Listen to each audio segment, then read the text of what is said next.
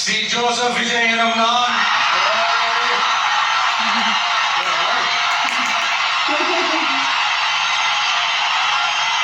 கரகோஷங்களை பாருங்கள். சட்டப்படி அமைக்கப்பெற்ற இந்திய அரசியல் அமைப்பின்பால் உண்மையான நம்பிக்கையும் மாறா பற்றும் கொண்டிருப்பேன் என்றும் இந்திய நாட்டின் ஒப்பில்லாத முழு முதல் ஆட்சியையும் ஒருமையையும் நிலைநிறுத்துவேன் என்றும் தமிழ்நாட்டு அரசின் முதலமைச்சராக உண்மையாகவும் முழச்சான்றின்படியும் என் கடமைகளை நிறைவேற்றுவேன் என்றும்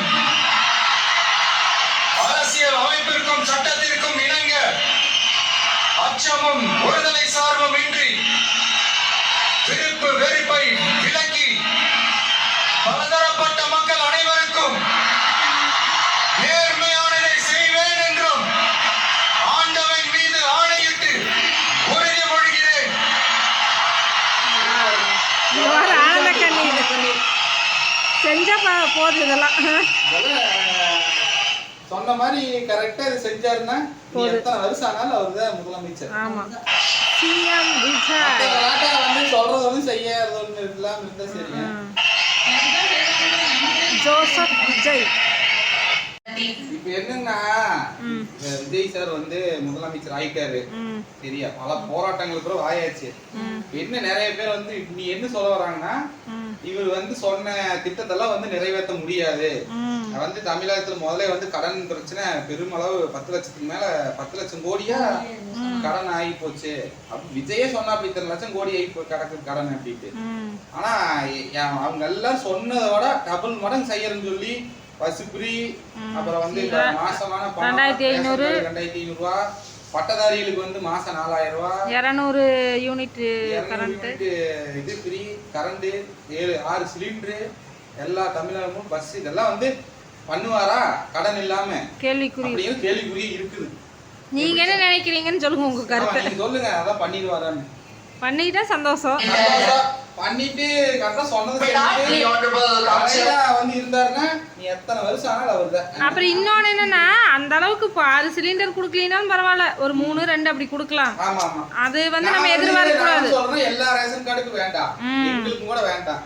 இந்த கஷ்டப்படுறவங்க ரொம்ப ஏழ்மை நிலையில வயசானவங்க வேலைக்கு போகாம கணவனை இழந்து நிலை இருக்கிறாங்கல்ல, அவங்களுக்கு மட்டும் கொடுத்தா கூட போதும்.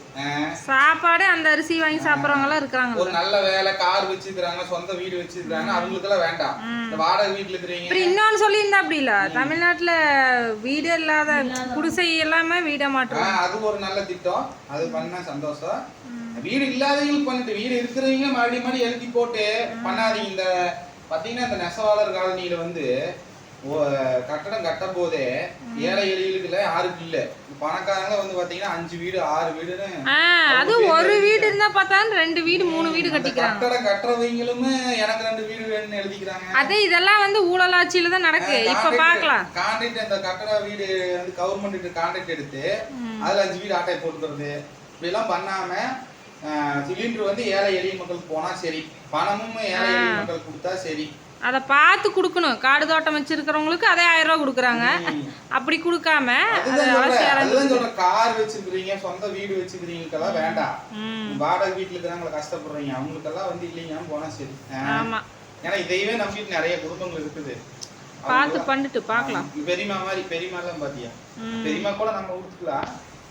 யாரும் கொடுக்காத உதவி இல்லாம இருக்கிறாங்கல்ல, அவங்களுக்கு கவர்மெண்ட் உதவி செஞ்சா போதும். நடுத்தர மக்களுக்கு ரொம்ப ஏழ்மையில் இருக்கிறவங்களுக்கு கூட சொல்லலாம், மேல்நிலையில் இருக்கிறவங்களுக்கு தான் இப்போ கால்வாசி போகுது கவர்மெண்ட் காசு. அதை தடை வண்டிட்டு பண்ணாருன்னா கரெக்டா இருக்கு. ஜிஎஸ்டி கட்டுறவங்களுக்கெல்லாம் வேண்டாம். இந்த ஒண்ணும் இல்லாம ரொம்ப முடியாம கஷ்டப்படுறவங்களுக்கு மட்டும் கொடுத்தா போதும். பார்ப்போம். எல்லாம் இங்கே பாருங்க ஃப்ரெண்ட்ஸ், வாய் ஆன மேனிக்கு கொண்டிருக்கிறாங்க. அங்கே ஒரு மேடம் இல்லை ஆவலாக பார்த்துருக்குறேன். முதலமைச்சர் பதவியேற்பு விழா தான் பார்க்குறேன். அது எவ்வளோ நாள் 50 வருஷம் சரித்திரத்தை மாற்றிக்கிறாங்க. எங்கள் அம்மா அப்போ கூட விடாது.